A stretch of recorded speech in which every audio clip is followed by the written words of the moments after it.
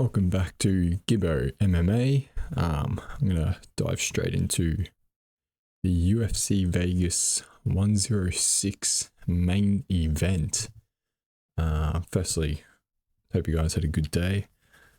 But yeah, Gilbert Burns versus Michael Morales, facing off in a welterweight bout. Michael Morales, the up-and-coming welterweight, the young buck from Ecuador, 17-0, undefeated versus Gilbert Burns, the veteran. He's been there and back, record of 22-8. Just going to briefly delve into this matchup. It's quite interesting. I believe this is Michael Morales' first main event, and it's in the Apex.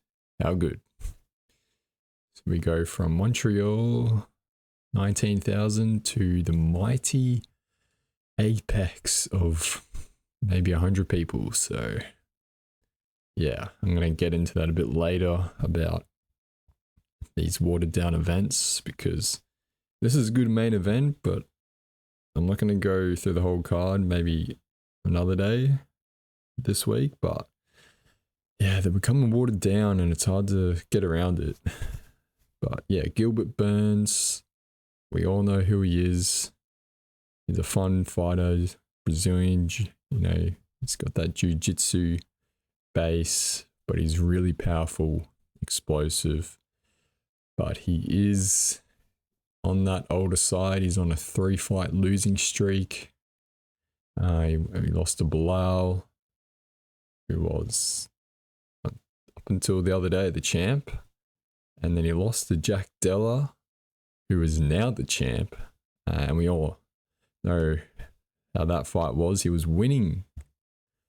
He was up 2 rounds in that fight. And then Jack Della comes back in the last minute, gets up off the ground, knees him in the face, knocks him down, and then just ground and pounds him for a finish. And then he fights and loses to Sean Brady by a unanimous decision. And so he's fought, tough guys on this 3-fight losing skid. He's been a top 5 or top 10 welterweight for the past 5 years or so. He fought for a title against Kamaru Usman, who are probably the second greatest welterweight of all time behind GSP. But now he's being fed this young, hungry, up and coming Michael Morales, who's great. He's got that great sharp stand up. So it's a great main event. It's in the Apex. It just kind of waters it down a bit. But yeah, it's gonna shape up to a great fight. The card, co-main Paul Craig. He recently fought Bo Nickel, who not fraud checked, but he got Bo Nickel just got beat by Reina Derrida, RDR. In big news, no one's even talking about RDR's now fighting Robert Whittaker. That got announced the other day. No one's even really talking about it, but yeah, Paul Craig co-main event against Rodolfo Bellato, light heavyweight bout. So Paul Craig's moving back up to light heavyweight because he did move down to middleweight, which he looked huge at against Bo Nickel. He's got that great jiu-jitsu. He finished Ankalaev off his back on a buzzer beater fight. But yeah, this fight night's got a couple of good fights, but yeah, just sticking to that main event, Gilbert Burns and Michael Morales, Brazil versus Ecuador. It's gonna really see who's, I think Michael will win it because he's really the up and comer, and he's ranked 12 at the moment in the welterweight. Gilbert's ranked 8, 3-fight losing streak. Morales undefeated, 17-0. This is really changing of the torch, and now the welterweight division is really really lighting up now. So, and I might let's just give a breakdown of the state of the welterweight division, because we just had our new JDM, the champ, and that shifted things around. But yeah, welterweight's become really exciting. It's really the one to watch at the moment, with a lot of, there's a lot of people calling for a title shot. And the new rankings just came out, so updated rankings. So Bilal Muhammad is now ranked number 1. Number 2, Sean Brady. Number 3, Shavkat Rakhmonov. Number 4, Leon Edwards. Number 5, Kamaru Usman. Number 6, Ian Gary, who was the backup fighter for JDM and Bilal. So he's ranked 6. And then you got Joaquin Buckley, and then Gilbert Burns, number 8. So number 1, Bilal. So yeah, he just lost. So as being champ, you go down to number 1. Number 2, Sean Brady. He shot up a bit after beating Leon Edwards at that UFC London card. Absolutely dominating fashion. Number 3, Shavkat. I feel like he's the biggest loser at the moment, because he was the number 1 contender. He was supposed to fight Bilal last year in December, and then he had to pull out. Bilal had to pull out of that fight. So then we had Shavkat versus Ian Gary, and Shavkat won by decision. But now he's been injured, so he couldn't fight Bilal. So then it's been a bit of a shamble. But JDM then got that fight, but he was supposed to fight Leon Edwards in London. And then, you open your phone and you're like, boom, Sean Brady versus Leon Edwards, JDM versus Bilal for the title. And here we are.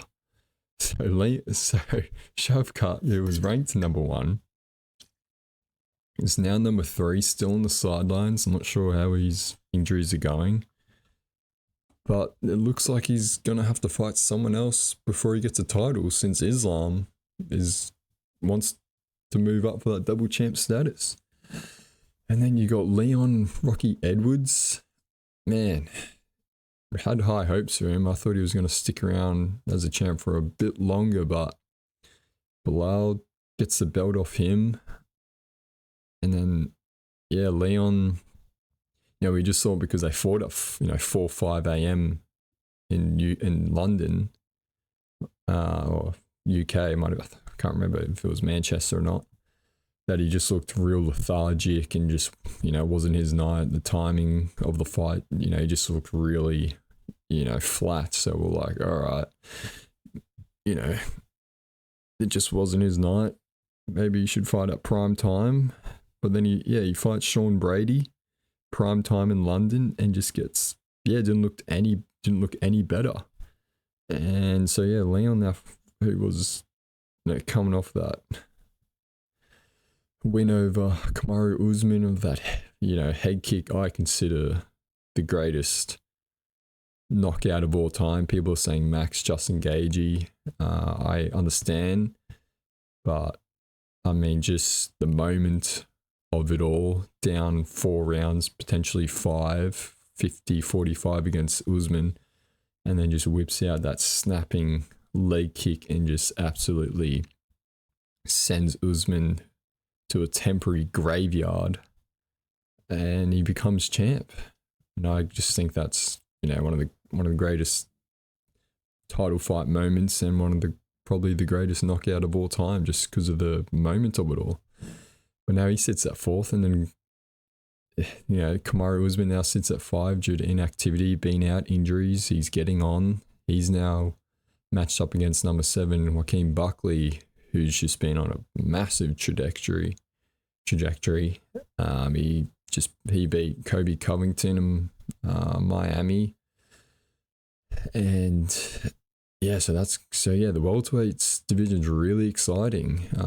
You think back to the mid to 2010s of the light heavyweight division, when John Jones, Rampage Jackson, Rashad Evans, Lyoto Machida, like that was the glamour division. I feel welterweight's getting up there now. There's just a lot of people who can just slot straight in for a title shot. And then you got some guy in the lightweight division, not just some guy, the pound for pound #1 fighter in the world, Islam Makhachev, now just cuts all those contenders and just goes, yep, move aside, I'm the front of the line, and we'll get that title shot. So yeah, the welterweight division, lots to talk about. You know, as I just mentioned, there's a lot going on. It's super exciting because, you know, previously it was just kind of Kamaru Usman, just, you know, he started doing laps around the division, and you did see that when he fought Leon Edwards in that title fight in, I think it was Utah, so in elevation, just absolutely dominated him. And if he didn't get head kicked, I wonder what the division would look like now. Like, that was a huge moment. And yeah, now it's all been shaken up. We've had Kamaru to Leon to Bilal, now JDM. Like, I wonder if Kamaru could have surpassed GSP there. But yeah, it's really exciting time. So yeah, back to Gilbert Burns, ranked 8, fighting the ranked number 12 guy. And if Michael beats him, you know, he shoots up to almost top 5. He'll probably take Gilbert's ranked number 8. You got Kobe Covington, ranked number 9. I honestly can't remember the last time he won. When did he win? I mean, he stays relevant with his mouth. I saw him just beefing with Henry Cejudo at a celebrity poker night. But yeah, so Kobe, his last win was against Jorge Masvidal back in 2022. And before that, his last win was back in 2020. So in the past 5 years, he's won 2 fights. And you just think, how is this guy talking that much shit? Yeah, it just baffles me. But again, we think this is a sport. It's a sport, MMA. We say it's a sport, UFC. But at the end of the day, it's prize fighting. So where the money is, that's where the fights get booked. And apparently Kobe was about to get cut from the UFC, and still he started really turning heel, and then he got re-signed, and, you know, pretty much just got that, I wouldn't say positive reinforcement, but he was getting rewarded for the way he was acting. So he's just continued that throughout his career. So exciting times for the welterweight division. Yeah, do you think Jack Della is going to go on a strong reign? It's tough. He's coming up like one of the most deepest, like the welterweight division hasn't been this stacked in a long time. Like, it is deep, like all the way until you could say, you know, actively fighting and with win streaks, all the way to rank 7, Joaquin Buckley. Like, he's got 7 contenders there, and now an 8th in Islam. So yeah, I think he's, as much as I want him to just go defend, but it's going to be super tough, and that's just going to make his legacy a lot better if he does go on an absolute title reign and defending his belt, because he's defending it now against some of the best contenders, active contenders winning. So yeah, I think, yeah, it's going to be, yeah, welterweight is definitely what I'm really excited about right now. And this fight this weekend with Gilbert and Michael Morales is just going to really add to it. Sometimes you think with these fights with the vet and the newcomer, you're just like, all right, and we just, you know, you kind of just, it's just got to happen. You got to see the newcomer get his win, pass the torch. But then that's the job of the gatekeepers, the vets. Gilbert Burns, he was the dark horse of this division right up until he got that title fight against Kamaru. Didn't go his way. He started really well. He knocked down Kamaru Usman in the first round of that fight. Like he honestly, live when I was watching it, I'm like, oh shit, Gilbert's going to be champ.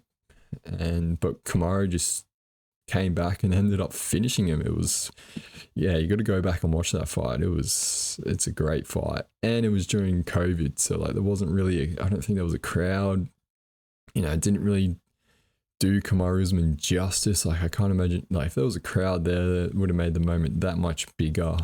And that's why I think we tend to forget Kamaru Usman a little bit, how dominant he was, because he fought a few times with no crowds during his biggest moments.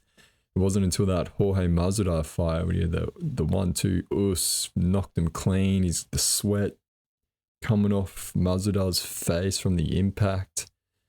So Gilbert Burns, I think he's going to try and take Morales down, gas him out against the cage.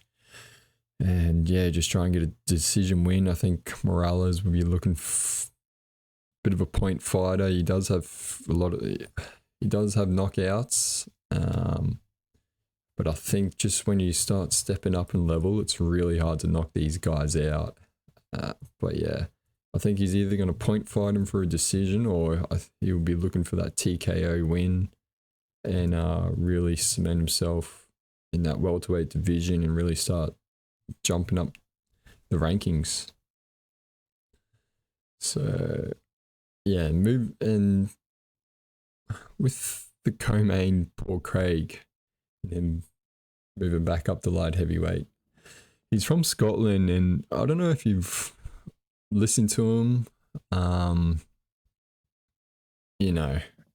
Australians, we have our accents.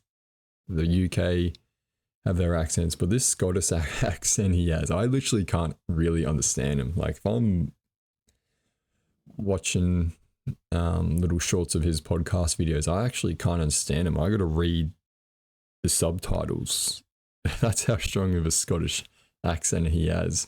But I'm looking forward to seeing him fight. I really like him, his style. He looks for the finish. He's a jiu-jitsu specialist, so it's always exciting seeing if they're going to try and get a submission. I think he will get the win there. But bring him back to the apex, the mighty apex. I hope we don't keep seeing this, because as a UFC fan and watching pretty much every event every week, it's becoming pretty hard to keep up with and enjoy it, because, and this entwines with their broadcast deal with ESPN.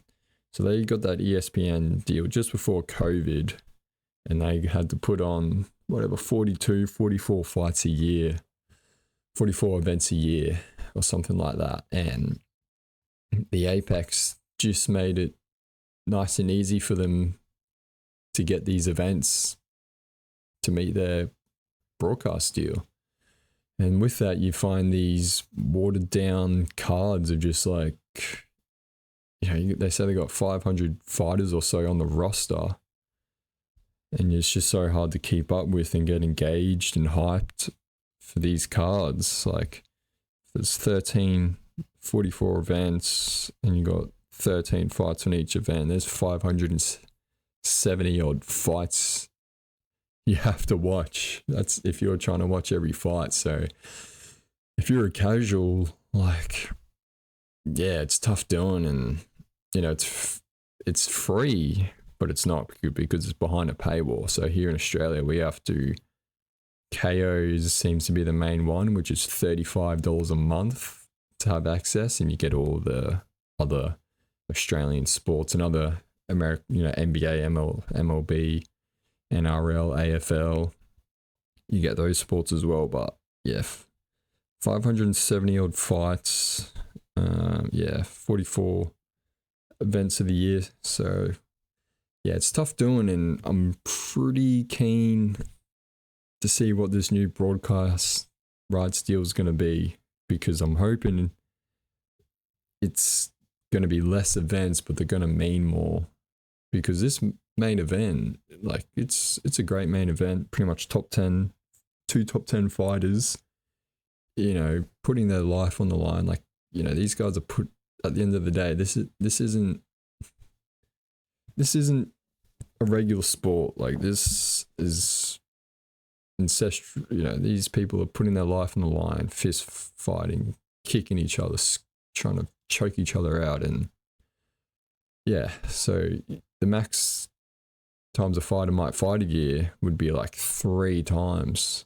And if you probably put on average how many times a UFC fighter fights a year, you know, with injuries and contracts and negotiating, like, you're probably looking at 1 to 1.5 times one of these guys fights a year. So hence why the UFC has all these fighters on contract, and they just slip them here and there, and like, I think having less events, it puts less pressure on all these athletes to be, activity is good, but not to be so active. And yeah, I think it just puts a less pressure on everyone else. And as the old saying goes, less is more. Less is more. Like, yeah, because when something goes away from you that you like, you're like, you really want to see, you get real hyped through, you're like, oh, I want to see that again. And yeah, you don't know what you've got until you've lost it. So I think they got to build more scarcity around the events, just to bring back that hype, engagement. And yeah, because these week to week events, like, you know, shout out to the guys at MMA Fighting SBN who do like 4 or 5 podcasts a week. And yeah, just listening to them doing a pre-fight show, a live watch party, and then a post-fight show, and then on to the next one about matchmaking after the events. It's like, it's a bit hard to do it when you got like barely ranked people fighting in the main event, and then let alone all these unranked fighters who are in and out, who might fight once a year. So yeah, so the broadcast rights deal, I'm hoping it's going to really focus more on title fights or pay-per-views, or less, like, even if I reckon you could have like 30 events a year, and just 2 events a month, and then sometimes 3 events a month. But yeah, just stick to that one pay-per-view or 1 title fight a month. And obviously you have your co-main, like we just had, which was a title fight with Shevchenko. But yeah, really go back to getting, you know, making it mean something. So Netflix has been the one who people think might take up the deal. So, which would be, because WWE is part of the TKO group, they're on Netflix now. I think that would be good, just as long as it's all in one place. Like, we don't want to be on Netflix and then back to ESPN, and then, you know, you don't want to be jumping around. But yeah, so Netflix, Fox, they used to be at Fox. I don't think they'll go back to there. You got DAZN boxing, but yeah, I think they're just focusing on boxing. But yeah, whatever the deal is, just less events, but they mean more, because I don't know, making content around this and just trying to keep up with it in general. Like, I watch and follow a lot of content, and also watching the fights, and it's like you get a bit burnt out. You're kind of like, same shit, different day. Like, yeah. So UFC, I have to say they've come a long way.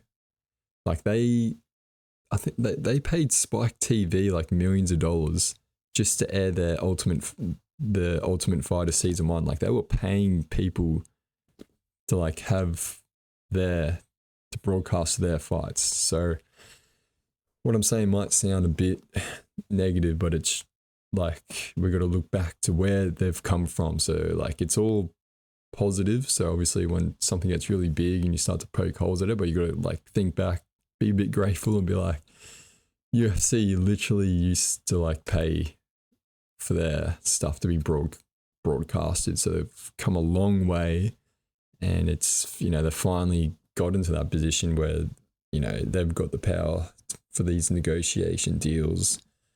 And I remember seeing something like a lot of the pause and why Conor isn't fighting Conor McGregor is because they want to use his, I believe he's got 2 fights left on his contract as negotiating power to these broadcasts, because it's like, hey, we've got one of the biggest sporting stars in our promotion, but not only in the promotion, but in the world in sports, not just combat sports, but just sports in general.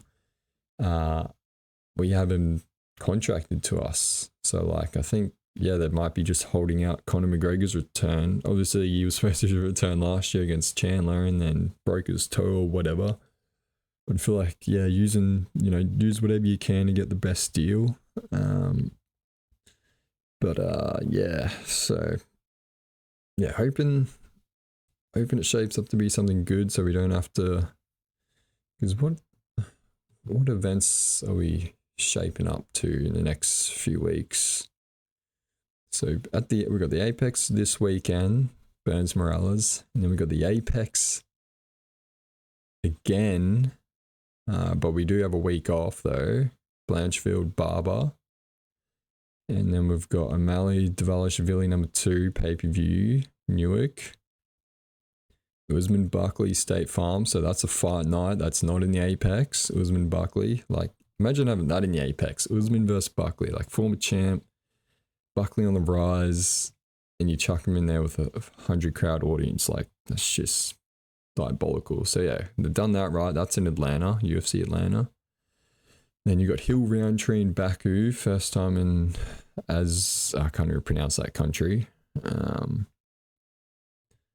then yeah, back to T-Mobile Arena for International Fight Week. So it's looking good. So there's only. So there's none in July. Well, yeah, no Apex events in July. So July's looking good. July is looking really good. So we've only just got to cop it this weekend and then June, and then it slows down. So yeah, it's looking good. Not being in the Apex, because yeah, like getting up for an Apex card is tough sometimes, and yeah. So moving on,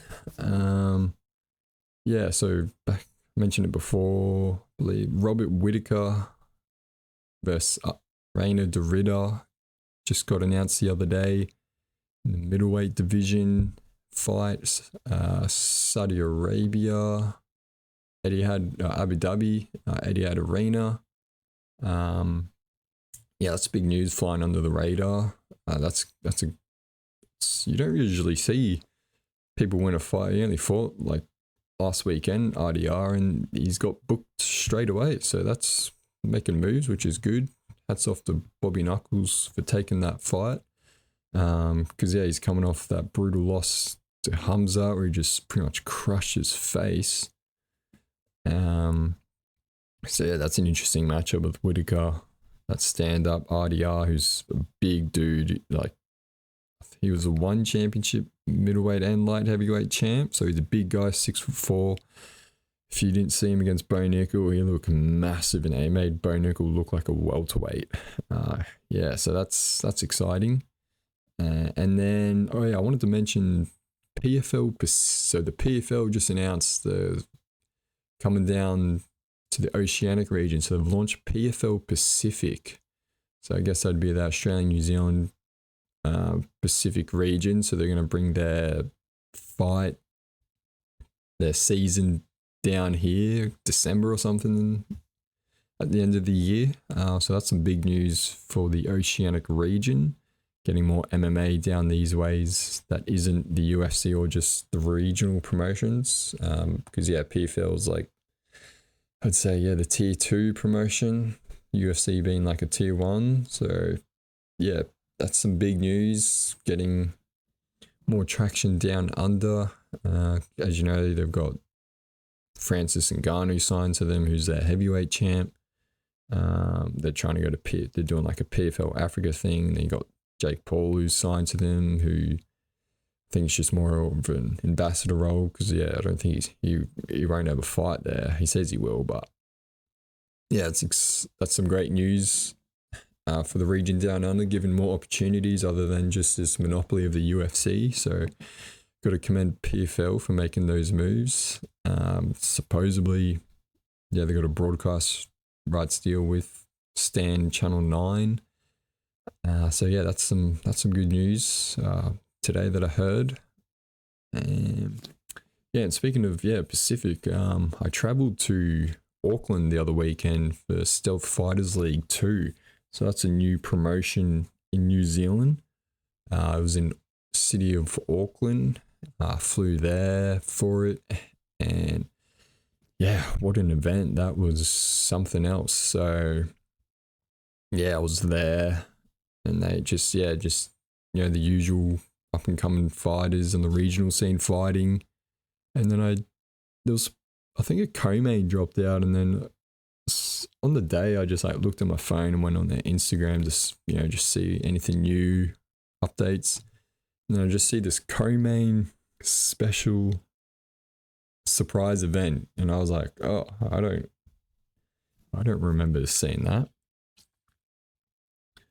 So yeah, we watched the undercard fights, and then we get up to the co-main, and you got the announcer Lieutenant Dan. He's this American guy who does a lot of the boxing announcements. So it was actually pretty cool to see him. He did a lot of the Tim Tszyu fights here in Australia as an announcer.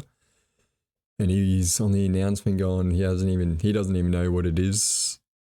He didn't even find out until just now. And so everyone in the crowd's just like, all right, what's this going to be? Like, is it just going to be maybe, because Israel Adesanya was there in attendance, Dan Hooker was there, Navajo Sterling was also there.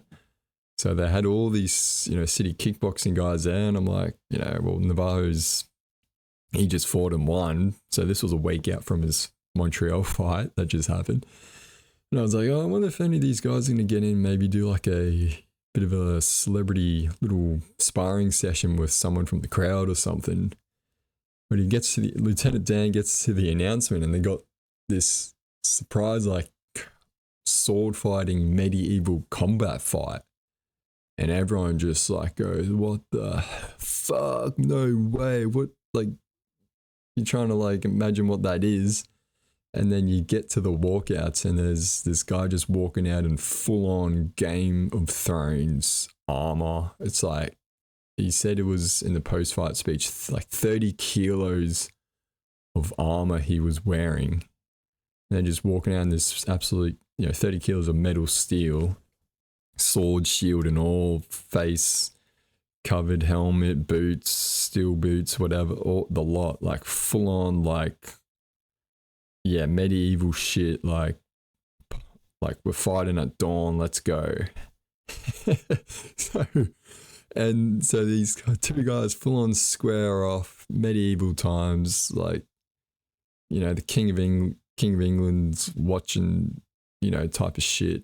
And yeah, they just get after it, just stuff. And it was loud, like the impact of those swords on armor and shield. And so they did 3 1-minute rounds, 2 rounds of like the sword fighting stuff with weapons. And then the last round, just straight up MMA. So like, imagine, we live in a pretty good time, but imagine being back in those times where like you're on the battlefield, you lose your weapons, and then you just got to just straight up brawl and fight this guy. And this is essentially what these guys did. Just started just laying it on, just full on, just throwing hands. And yeah, it was, I got to give hats off to the SFL for putting that on.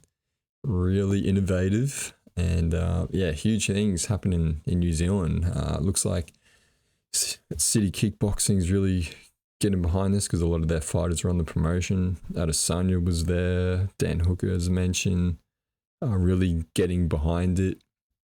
But yeah, it's not something you see every day. Like I think back to, you got, bare knuckles, pretty wild and unique, not something you see. But yeah, medieval fights, yeah, more of it. Maybe UFC should, do something like that. Just have like a full on like wild card surprise event. Boom, we've got freaking, the 6'9", the mountain, whatever comes out, and then you've got, yeah, you just got these wild shenanigan fights just to really, innovate, get the crowd going, and especially when you have that surprise factor, you're just going to be the whole time going like, oh, what's going to be this fight? Obviously, you don't want it to be a letdown, but yeah, you definitely want to. It definitely adds to it. But yeah, that was Auckland SFL2. So yeah, I think they got one coming up in Christchurch in a couple of months.